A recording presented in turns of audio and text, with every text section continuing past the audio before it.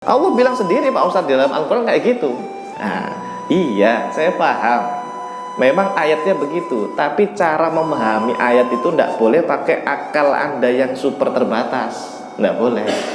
Kita wajib mempelajari ayat itu dengan arahan para ulama, ahli tafsir. Baca itu tafsirnya. Sifat wajib yang pertama yaitu sifat wujud. Kemarin atau bulan lalu kita sudah bahas beberapa poin. Kalau tidak salah itu sampai di pembahasan ini. Allah Subhanahu wa ta'ala ada pada azali, sementara belum ada segala sesuatu selain Allah Subhanahu wa ta'ala. Allah Subhanahu wa ta'ala ada sebelum adanya arash. Ini saya sarah dulu Pak ya, saya sarah. Sarah itu apa? Saya jelaskan dulu. Allah ada pada azali. Apa itu azali Pak, Bu? Azali itu ada tanpa permulaan. Jadi kalau membahas Allah itu jangan disamakan dengan kita. Ya, kalau kita ini adanya kita itu ada permulaannya.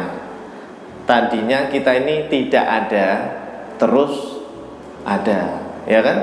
Tadinya kita tidak ada, terus ada. Berarti kita ini adanya kita ini ada permulaannya, gitu. Ya kan? Ada permulaannya. Kalau Allah itu azali, Pak. Apa tadi azali? Ada tanpa permulaan. Ya, nggak bisa bertanya begini, kapan ya Allah itu? Sejak kapan Allah ada?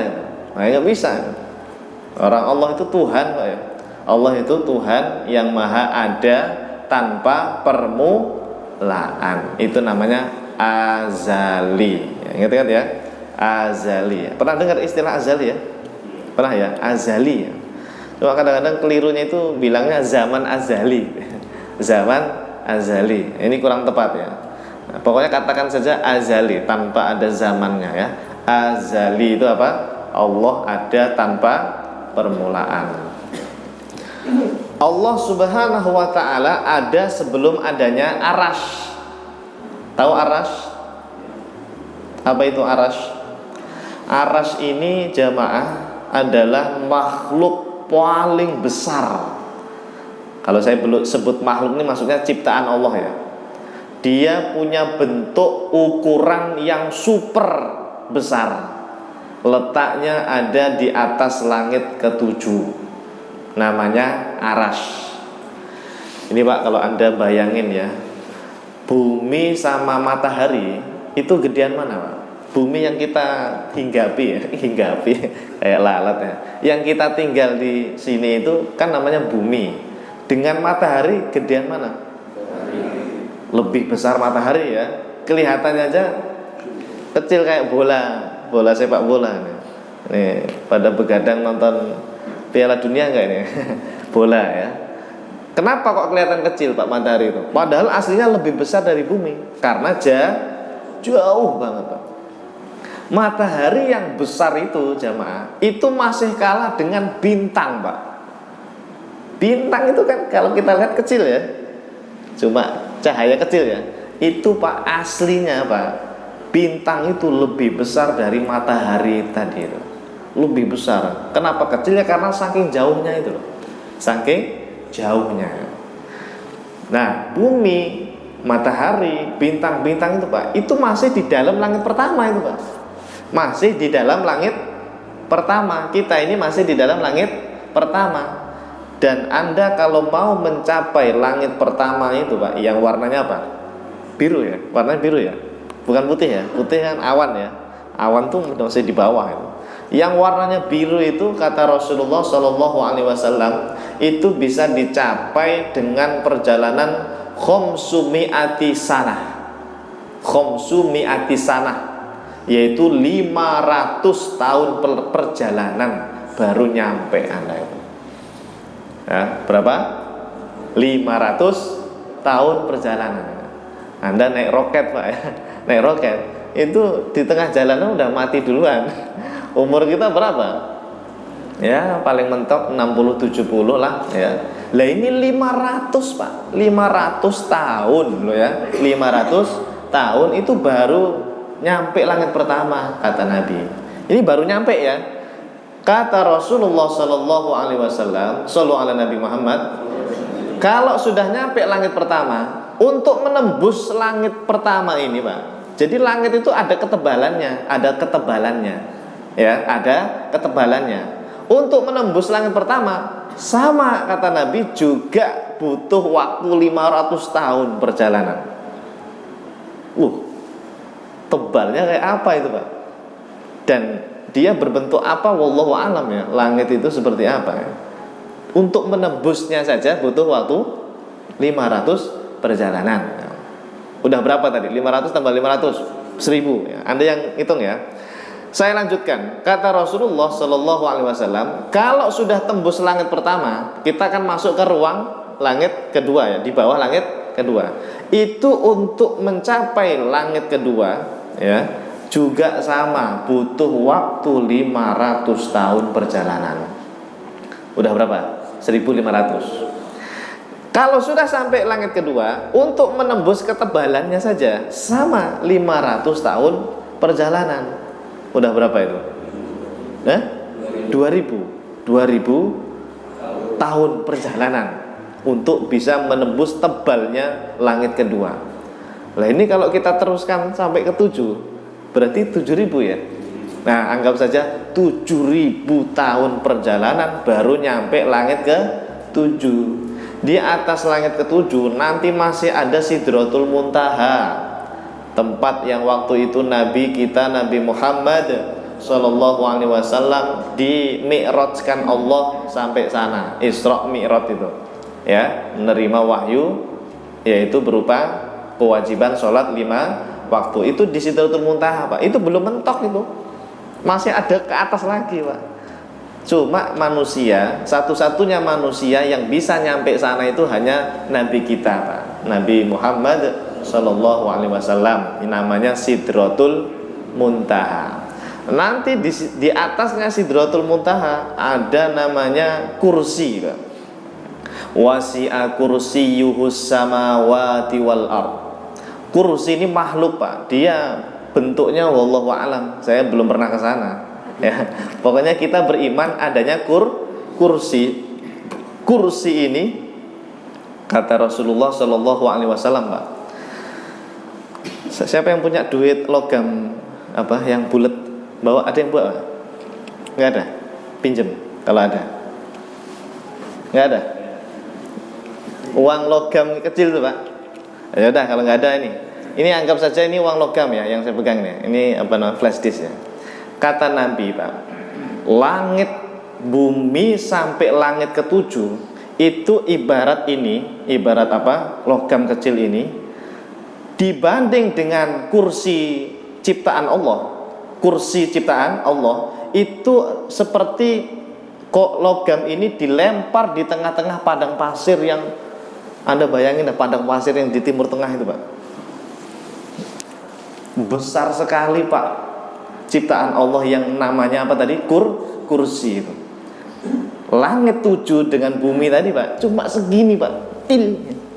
Ya Allah, padahal tadi kita bayangin langit pertama aja sudah gedenya seperti itu ya, butuh waktu 500 tahun perjalanan.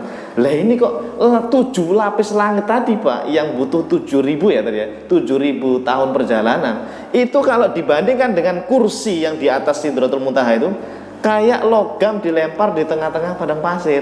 Jadi padang pasir itu dianggap kursi, terus yang logam tadi itu dianggap 7 lapis langit tadi itu. Ya Allah, Allahu Akbar. Allah Tuhan kita itu luar biasa Pak. Anda patut bangga menjadi seorang muslim karena kita yakin adanya Allah yang maha kuasa, yang menciptakan alam semesta ini Pak. Langit itu yang menciptakan siapa? Allah Subhanahu wa ta'ala. Saya lanjut ya. Tadi kursi ya, yang gedenya kita bandingkan dengan langit tadi enggak? Wah, lebih besar lah ya. Kursi itu saja Pak, yang tadi seperti apa, padang pasir yang luas itu masih kalah dengan di atasnya, yaitu namanya arash. Namanya apa? Arash. Arash ini kata para ulama, dia itu seperti atapnya alam semesta lah, gitu. Ujungnya alam semesta lah, kira-kira begitu. Wallahu alam, di atasnya arash ada apa lagi? Ada yang mengatakan di atasnya arash itu ada namanya Lauhil Mahfud, Al-Lauh Al-Mahfud. Enggak ada makhluk yang sampai sana, enggak ada, ya, enggak ada. Nah, paling mentok tadi Nabi aja sampai Sidratul Muntaha. Nah, arash itu adalah ciptaan Allah yang paling terbesar di alam semesta. Bentuknya tidak ada yang mengalahkan. Sama kursi tadi Pak Ustadz, makhluk yang namanya kursi tadi masih kalah itu Pak, kalah dia. Ya, masih kalah. Itu arash Pak, besarnya. Nah, kenapa tadi disebutkan Allah ada sebelum adanya arash? Ini menunjukkan bahwa kalau arash saja belum ada, maka yang lain itu juga nggak ada waktu itu Pak. Karena arash adalah makhluk yang paling terbesar di alam semesta ini, ya, makhluk paling besar. Itu dulu nggak ada Pak, tapi Allah ada. Allah Subhanahu wa ta'ala ada sebelum adanya arash, ya, dulu arash tidak ada, ya, arash itu makhluk, ya, dulunya tidak ada, terus diadakan, diciptakan oleh Allah Subhanahu wa ta'ala. Oke, dah. Harusnya Pak kita kalau bayangin kayak gitu tuh nambah keimanan ya. Kok bisa ya ada langit tuh sejauh itu, ada arash sebesar itu ya. Ini kalau enggak zat yang maha hebat enggak mungkin ini Pak. Makanya kalau kita ngobrol sama orang ateis Pak, sama orang ateis, biar dia percaya adanya Tuhan, gimana waktu itu? Ini kan sifat wujud nih, bahwa Allah itu ada, Tuhan itu ada. Caranya gimana? Jangan pakai Quran hadis. Kan orang ateis. Ateis itu apa? Enggak percaya Tuhan, apalagi Quran hadis, enggak percaya kan? Nggak percaya. Terus gimana nih kita ngomong sama orang kafir ini, orang ateis ini, biar dia percaya adanya Tuhan, gimana caranya? Caranya kita bermain logika. Sini Pak Ateis ya. Pak Ateis ya. Pak Ateis ini, Anda tahu nggak benda kecil ini dia muncul sendiri apa ada yang buat ini? Pasti dia akan menjawab, oh ini benda kecil ini pasti ada yang buat, nggak mungkin dia muncul sendiri, mustahil ya. Pasti dia menjawab gitu kan, mustahil dia muncul sendiri, pasti ada yang buat, pasti dia jawabnya gitu kan. Oke, ini yang lebih besar lagi, laptop ya. Laptop ini dia memang muncul sendiri, tiba-tiba kling ada, atau ada yang buatnya dia, ada yang membuat. Pasti dia jawab Pak Ateis tadi tuh, oh pasti ada yang buat ini. Nggak mungkin, tidak mungkin benda ini muncul dengan sendirinya tanpa dibuat oleh yang lain, nggak mungkin ya. Oke, sekarang lebih gede lagi, rumah, masjid, gedung-gedung yang tinggi itu di Jakarta, itu muncul sendiri dulu ya, tiba-tiba muncul, atau ada yang membuatnya? Maka dia pasti akan jawab sama, oh itu pasti ada yang membuatnya. Oh berarti Anda percaya ya benda-benda kecil ini termasuk rumah tadi itu nggak mungkin muncul sendiri? Iyalah, nggak mungkin, mustahil muncul sendiri, pasti ada yang membuatnya. Kalau begitu, kenapa Anda tidak percaya bahwa langit, bumi, matahari, alam semesta ini ada yang menciptakannya? Nggak mungkin muncul sendiri. Nah gituin Pak, tidak mungkin muncul sendiri, karena semuanya ini makhluk ini. Tidak mungkin dia muncul sendiri, matahari Pak tiba-tiba muncul sendiri, menciptakan dirinya sendiri gitu ya. Langit menciptakan dirinya sendiri, itu nggak mungkin. Kalau pakai akal yang sehat tadi, harusnya kita mengatakan ini pasti ada zat yang maha hebat, super, luar biasa, yang menciptakan langit dan seisinya ini pasti adalah Tuhan yang maha kuasa. Namanya siapa? Allah Subhanahu wa ta'ala. Begitu. Ya, harusnya begitu. Nah, kalau kita ngobrolnya sama orang ateis ya. Tapi kalau ngobrolnya dengan sama umat Islam, ya kita bisa menggunakan dalil Quran, Sunnah, Al-Quran dan hadis ya. Oke, baik. Nah, berikutnya. Nah, ini Allah Subhanahu wa taala yang menciptakan manusia, kelihatan ya tulisannya, kelihatan ya. Maka Allah tidak sama seperti manusia. Allah Subhanahu wa taala yang menciptakan langit, maka Allah tidak sama seperti langit. Allah Subhanahu wa taala yang menciptakan bumi, maka Allah itu tidak sama seperti bumi. Allah Subhanahu wa taala yang menciptakan segala sesuatu yang ada di alam semesta ini, maka Allah juga tidak sama seperti segala sesuatu yang ada. Maksudnya apa, Pak? Jadi Allah itu nggak bisa Anda bayangkan, tidak bisa dibayangkan. Jangan Anda bayangkan Allah itu kayak manusia gitu, gede, raksasa. Nggak boleh, nggak boleh. Itu makhluk tuh yang Anda bayangkan di kepala itu makhluk itu. Ada orang membayangkan Tuhan itu, Allah itu kayak matahari, bumi, bulat gede gitu. Nah, itu juga nggak boleh itu. Itu makhluk tuh yang Anda bayangkan semuanya salah itu, bukan Allah itu, ya. Ya. Terus apa lagi? Membayangkan apa? Nah, membayangkan benda apapun lah. Pokoknya di alam semesta ini Anda pernah lihat apa, terus Anda bayangkan Allah kayak gitu. Nah, itu salah semuanya, ya. Allah itu bukan seperti makhluk. Laisa kamitslihi syai'un. Tidak ada satupun di alam semesta ini, Pak. Satupun kecil pun nggak ada yang sama dengan Allah. Mirip aja enggak, Pak. Ya, mirip saja tidak. Nah, jadi Allah seperti apa? Ya nggak bisa dibayangkan.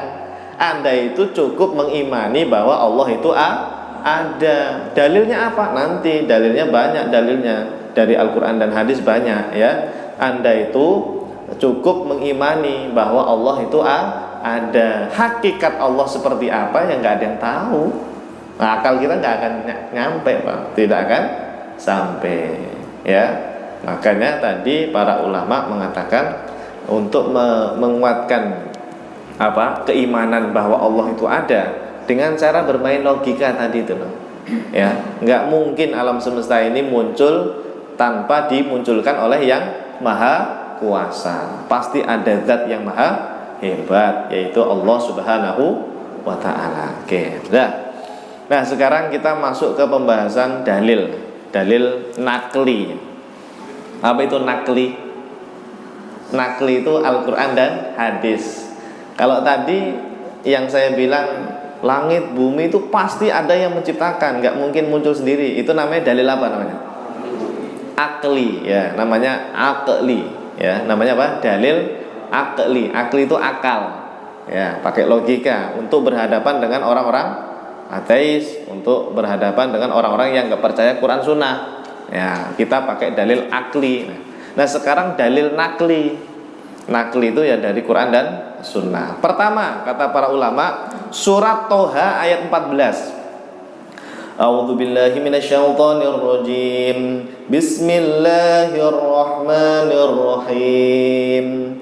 Innani anallahu la ilaha illa ana fa'budni wa aqimis sholata lidzikri. Artinya, sesungguhnya aku ini adalah Allah. Tidak ada Tuhan selain aku. Ini Allah, Pak, berfirman melalui Al-Quran. Maka sembahlah aku dan dirikanlah sholat untuk mengingat aku. Kita sholat itu beribadah, sholat 5 waktu, sholat yang lainnya itu tujuannya untuk mengingat Tuhan, ya, untuk mengingat Tuhan bahwa alam semesta ini itu ada yang menciptakan, yaitu Allah. Biar ingat terus disuruh sholat. Nah, kita ini kadang sholat ya, yang penting sholat, malah nggak ingat sama Allah. Harusnya dihadirkan, hati ini harusnya dihadirkan bahwa saya ini sedang mengingat Allah Subhanahu wa taala. Nah, di ayat ini jamaah, itu poinnya itu sebetulnya adalah la ilaha illa ana. Allah mengatakan tidak ada Tuhan di alam semesta ini, nggak ada Tuhan kecuali hanya aku, kata Allah.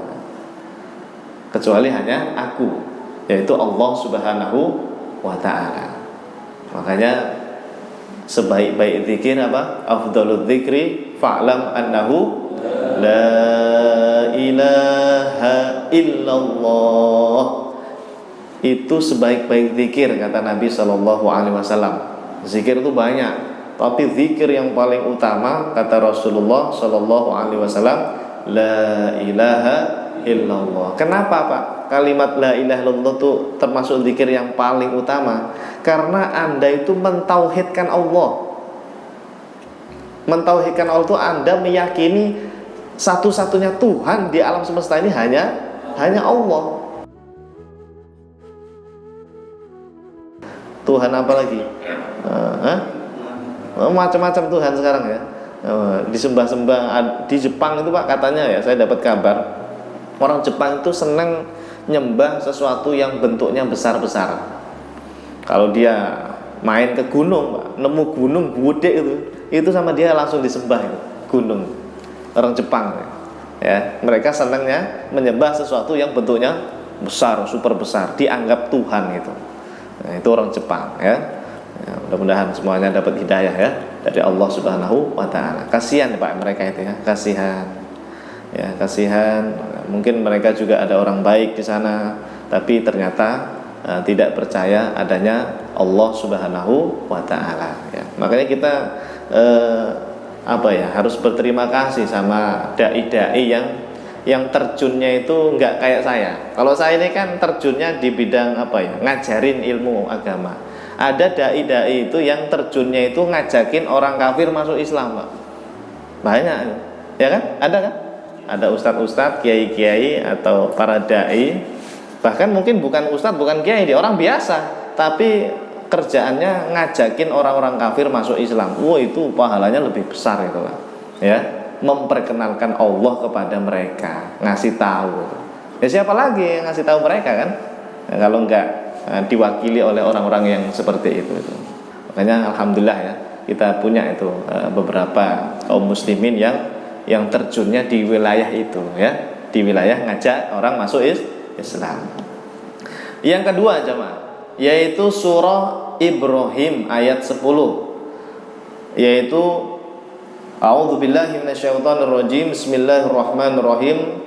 Qalat rusuluhum afillahi syakkun fatiris samawati wal ardh.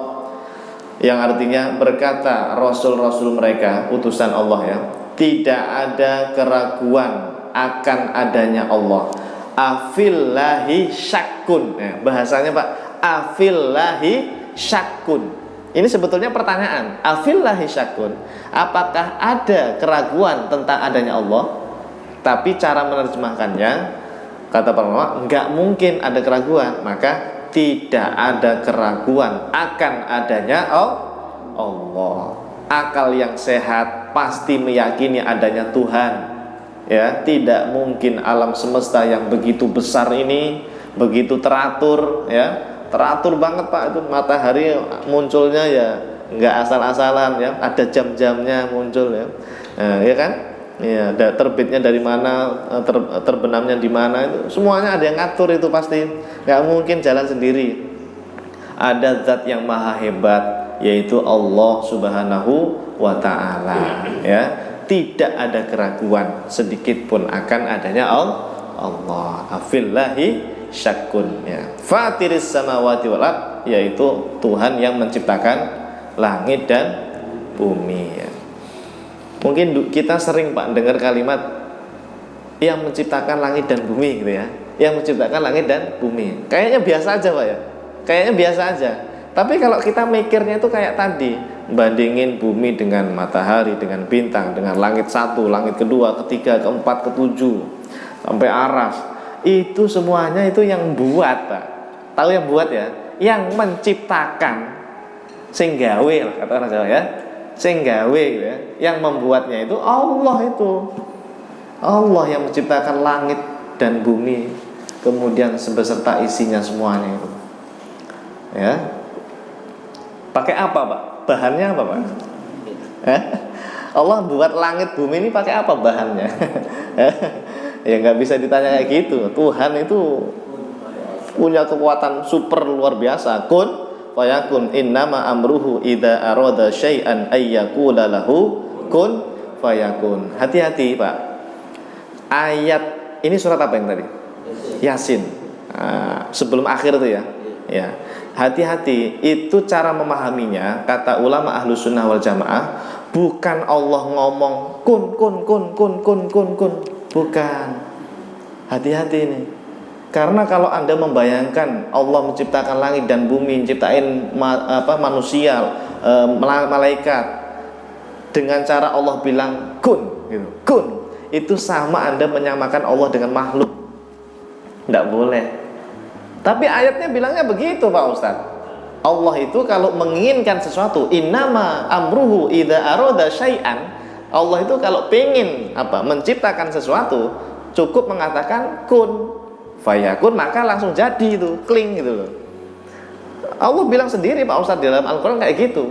Nah, iya, saya paham. Memang ayatnya begitu, tapi cara memahami ayat itu tidak boleh pakai akal Anda yang super terbatas. Tidak boleh. Kita wajib mempelajari ayat itu dengan arahan para ulama, ahli tafsir. Baca itu tafsirnya.